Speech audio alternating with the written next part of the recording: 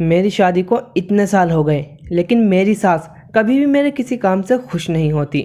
मैं जो मर्ज़ी कर लूँ, उनको मेरे हर काम में कमी निकालनी होती है। और जब मेरी ननद छुट्टियाँ बिताने यहाँ आती है, तब तो इनके त्यौहार कुछ अलग ही होते हैं। जब कभी सोनिया, मेरी ननद, अपनी बेटी के साथ यहाँ रहने आती है, तो दोनों माँ बेटियाँ सारा दिन कमरे में बैठकर टीवी देखती रहती हैं या फिर कुछ ना कुछ खाने की फरमाइश करती रहती हैं। अगर गलती से खाने में नमक मिर्च कम रह जाए तो दोनों मिलकर सारा घर सिर पर उठा लेती हैं। सोनिया ने अपनी बेटी शनाया को रत्ती भर भी तमीज़ नहीं सिखा रखी है। वो लड़की बहुत शैतान है। एक तो मेरे हर्ष के खिलौने बिना पूछे उठा लेती है और फिर उनको इधर उधर छुपा देती हैं या फिर तोड़ देती हैं। छोटी हैं, इस कारण से हर्ष तो उसको कुछ नहीं कहता, लेकिन मेरा दिल करता है कि एक झन्नाटेदार थप्पड़ रसीद कर दूं इस लड़की को। ना जाने ये लड़की कल को जब दूसरे घर जाएगी तब वहां जाकर क्या गुल खिलाएगी।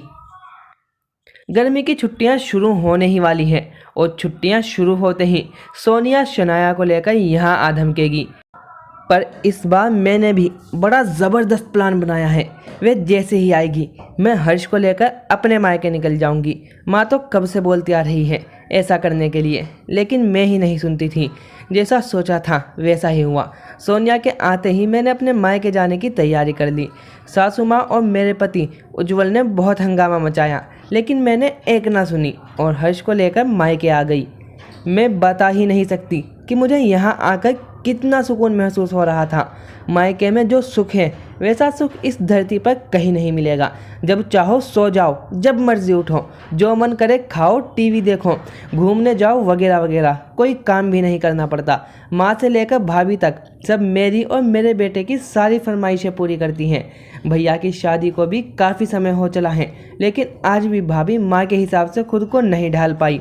काम भी ढीला ढाला करती हैं, इसलिए माँ से डांट खाती रहती हैं। कभी कभी तरस भी आता है उन पर कि हमारे आने से उनका काम दुगना हो जाता है।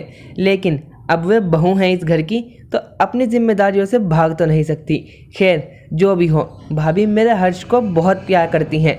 इतनी शैतानी करता है वह यहाँ आकर, लेकिन भाभी कभी उस पर नहीं बिगड़ती।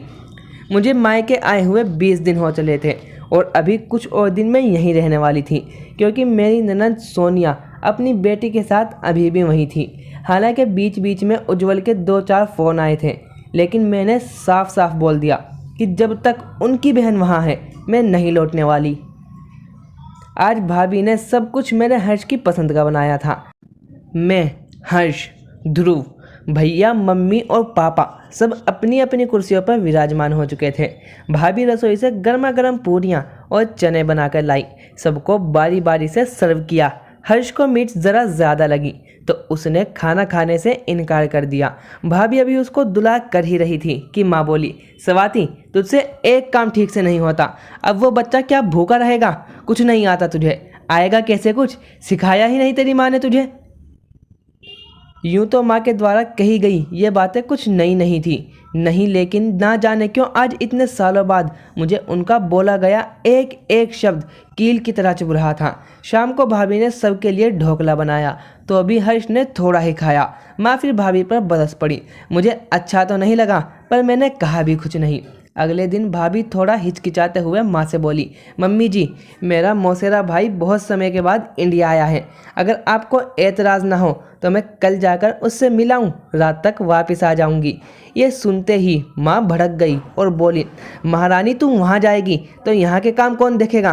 तुझे दिखता नहीं कि निधि और हर्ष यहाँ आए हुए हैं? बस यही संस्कार है तेरे? सच में तेरी माँ ने तुझे कुछ नहीं सिखाया है। माँ के मुंह से ये सब फिर से सुनकर मेरे अंदर एक अजीब सी झंझनाहट हुई और मैं माँ से पूछ बैठी, माँ भाभी को रहने दीजिए, आपने मुझे क्या सिखाया है? ये सुनकर माँ, पापा और भाभी मेरा चेहरा ताकने लगे। माँ खींच कर बोली, क्या बकवास कर रही है? तू कहना क्या चाहती है? माँ, भाभी अगर कुछ भी सीख कर नहीं आई होती तो जिस दिन आपने पहली बार उनको ताना मारा था, ये भी तभी आपको पलट कर जवाब दे देती और फिर ये घर हमेशा के लिए कुरुक्षेत्र का मैदान बन गया होता। लेकिन जो इन्होंने नहीं किया वो सब मैंने किया। अपनी ससुराल में मैंने वहाँ आज तक किसी से सीधे मुंह बात नहीं की। सासू माँ मुझे जो भी कुछ करने को बोलती हैं मैं उसका उल्टा ही करती हूँ। पति को हर वक्त काबू में करने की कोशिश में लगी रहती हूँ। मैं इतने दिन से यहाँ हूँ लेकिन एक बार मुझे समझाने की कोशिश नहीं की। मुझे वापस जाकर अपनी ननद के साथ वक्त बिताना चाहिए। लेकिन इस सब में गलती सिर्फ आपकी नहीं है माँ। आपने जो भी कुछ बताया और सिखाया वो सब कुछ मैंने घुट्टी की तरह पी लिया। खुद एक वयस्क होने के बावजूद कभी सही गलत में फ़र्क करने की कोशिश नहीं की। कभी ये जानने की कोशिश नहीं की क्यों उज्जवल मुझसे खिंचे खिंचे से रहने लगे हैं। बहुत समय लग गया मुझे ये समझने में कि मैंने अब तक जो सीखा उसमें शायद ही कुछ सही था। माँ, भाभी की परवरिश और उनके संस्कारों का सम्मान कीजिए। वे इस घर का वर्तमान और भविष्य दोनों हैं। अगले दिन सुबह सुबह मैं हर्ष को लेकर अपना सामान बांधकर अपने घर वापस जाने के लिए तैयार थी।